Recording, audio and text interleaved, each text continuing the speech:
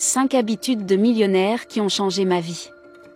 Il y a une dizaine d'années, j'ai tiré d'un livre une leçon qui a changé ma façon de voir la vie et le succès.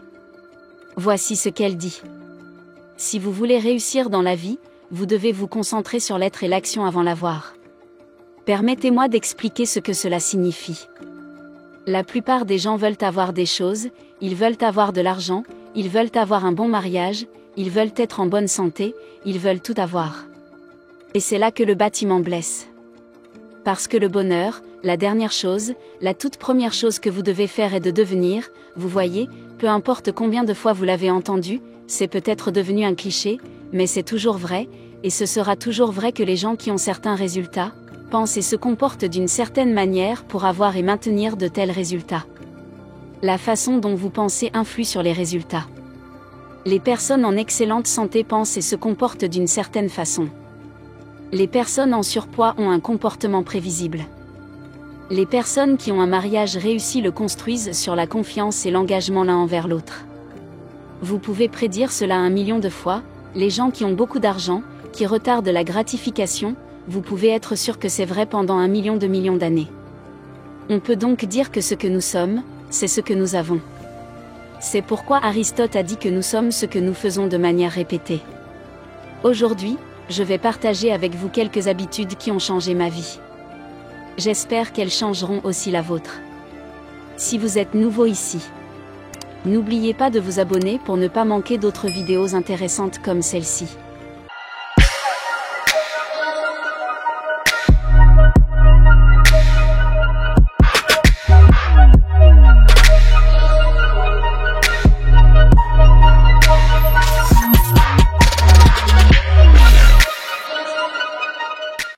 La première.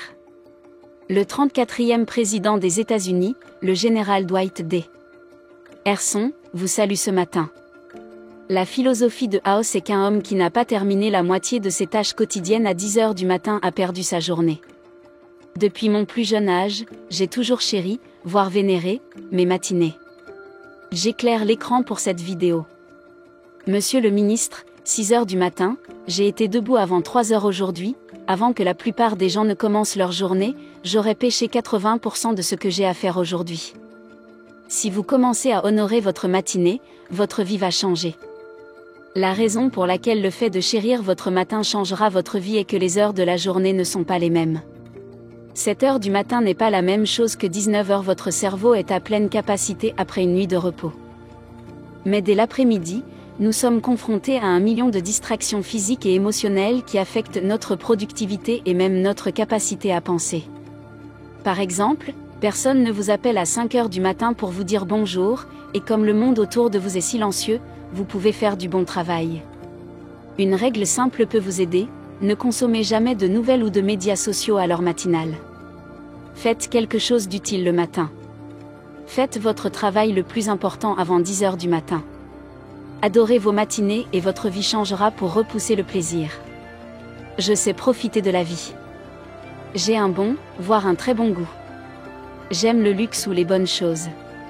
Mais je suis différent de la plupart des gens en ce sens que je peux retarder le plaisir. J'ai sacrifié toute ma vingtaine, je n'ai pas vécu une vie normale. Je n'ai jamais rien acheté à la mode et je n'ai jamais pris le temps de profiter de chaque instant. Au contraire, j'ai fait certaines des choses les plus difficiles. J'ai poursuivi mes rêves et j'ai fermé les yeux sur les photos de mes amis sur les médias sociaux. La plupart des gens veulent manger des gâteaux à la bière et en avoir encore. La plupart des gens veulent obtenir sans abandonner. La plupart des gens veulent prendre des décisions faciles et continuer à avoir une vie facile. Eh bien, désolé, ça ne marchera pas. 3. Collaborer. John C. Maxwell a dit qu'une personne est un nombre trop petit pour atteindre la grandeur. Je vis ma dernière décennie avec cette devise. Je ne fais jamais rien de valable seul. Je cherche toujours des partenaires. Je cherche toujours des cerveaux à éplucher. Je cherche toujours à savoir de qui je peux dépendre. Et je cherche toujours qui ajouter à mon équipe.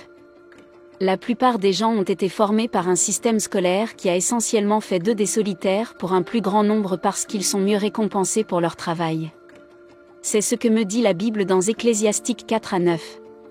Laissez-moi vous dire pourquoi vous ne pouvez pas réussir seul. Tu es trop petit. Tu es aussi limité et tu as trop peu de temps. Avoir l'habitude de rechercher avec curiosité le partenariat et la collaboration signifie que vous cherchez des personnes qui ont des forces pour couvrir vos faiblesses. Cela signifie que vous recherchez des personnes qui savent ce que vous ne savez pas. Cela signifie que vous cherchez des moyens de multiplier vos forces et votre temps. Encore une fois, la Bible dit qu'un seul chassera 1000 et que nous en mettrons 10 000 en fuite. 3 personnes travaillant ensemble obtiendront plus de résultats que 5 personnes travaillant individuellement. C'est la simple vérité pour passer du temps seul.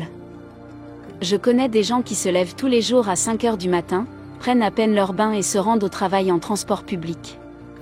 Ils se rendent dans un bureau bruyant, terminent leur travail et rentrent tard chez eux pour regarder quelques minutes la télévision, se couchent et recommencent le même cycle le lendemain. C'est une vie bien remplie, qui ne sert à rien. Si vous ne passez pas de temps avec vous-même, comment saurez-vous qui vous êtes ? Si vous ne passez pas de temps à évaluer votre vie, comment pouvez-vous être sûr que votre plateau de vie dit, et je cite, « Une vie non examinée ne vaut pas la peine d'être quittée. Montrez-moi un homme qui est toujours occupé.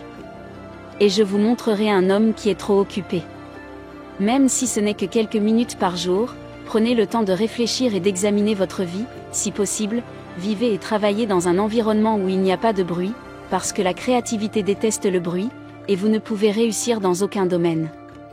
Sauf si vous êtes créatif. Je reconnais que j'ai commencé cette vidéo en disant que je me réveille à 3 heures du matin et qu'il faut chérir son matin. Mais qu'est-ce que je veux dire par dormir ? Eh bien, voici ce que cela signifie. Votre cerveau est de loin le bien le plus précieux que vous ayez jamais possédé. Pour que cette puissante machine fonctionne bien, vous avez besoin d'un bon sommeil. Ne vous laissez pas abuser par les personnes qui prétendent ne dormir que 4 heures par nuit et qui travaillent pourtant dur. Ils ne sont pas travailleurs s'ils ne font pas une sieste de quelques heures dans la journée. Winston Churchill a été l'un des personnages les plus importants de la Seconde Guerre mondiale. Il savait qu'il devait être actif presque toute la journée, mais il comprenait également l'importance d'un bon sommeil pour son cerveau. Churchill a donc exigé que son entourage lui permette de faire une sieste de 2 heures par jour, sans compter la nuit de sommeil. Albert Einstein est considéré comme l'un des plus grands scientifiques de tous les temps. Voici l'un de ses secrets. L'oncle Einstein dormait 10 heures par nuit.